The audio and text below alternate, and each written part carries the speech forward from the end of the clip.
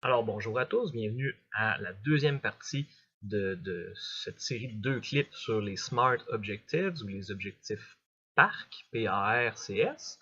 Lors de la précédente, lors du précédent clip, en fait, je vous ai présenté le P pour les objectifs précis, A pour les objectifs qui améliorent ma vie, R pour les objectifs qui sont réalistes. Pour cette partie, je vais vous présenter les deux derniers critères, donc le critère C pour cadrer dans le temps et le critère S pour des objectifs significatifs. L'avant-dernier critère, c'est le C pour cadrer dans le temps. L'idée est d'être encore une fois le plus précis au niveau temporel dans à quel moment je vais poser les actions que je vais poser. Donc, si je décide d'aller courir à l'extérieur 2 fois par semaine, ben, peut-être que je peux déjà me dire, bon, ben, le dimanche, c'est un bon temps, j'ai pas trop d'activités, donc je sais avec certitude que le dimanche, je vais faire une sortie, puis je vais aller courir.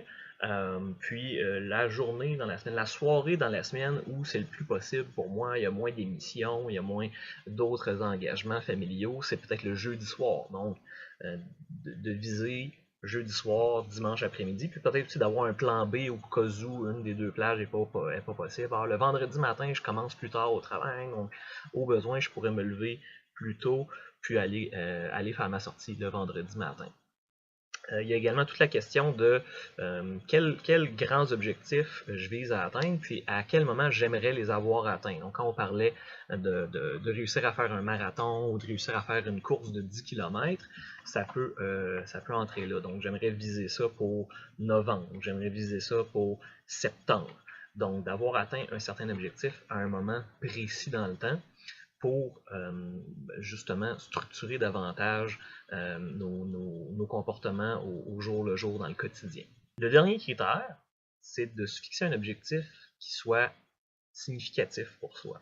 Donc, un objectif qui soit le plus possible aligné avec nos valeurs personnelles, associé à quelque chose qui nous tient vraiment beaucoup, beaucoup, beaucoup à cœur. Donc, la question de la remise en forme, de manger sainement, est-ce que c'est possible d'associer ça à l'importance qu'on accorde à notre santé, à l'importance qu'on accorde à notre longévité, au fait que, je sais pas moi, quelqu'un en tant que nouveau parent pourrait dire, ben moi, j'adore ce rôle-là, ce nouveau rôle-là que je joue, puis j'aimerais ça pouvoir le jouer le plus longtemps possible.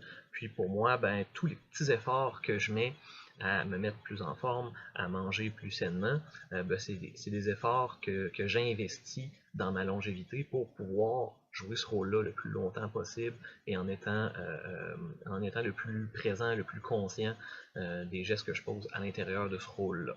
L'idée de la signification, c'est de maintenir sa motivation au fil du temps, surtout en présence d'obstacles. Parce que sur le moyen et sur le long terme, les obstacles à maintenir un changement de comportement sont à peu près inévitables. Et tôt ou tard, ben, ça va être important d'avoir une belle grosse source de motivation, puis d'être capable d'arrimer un changement de comportement à une valeur profonde.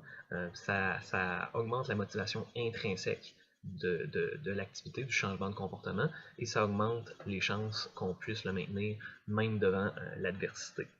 Ça faisait le tour de cette capsule sur les Smart Objectives ou les objectifs PARC.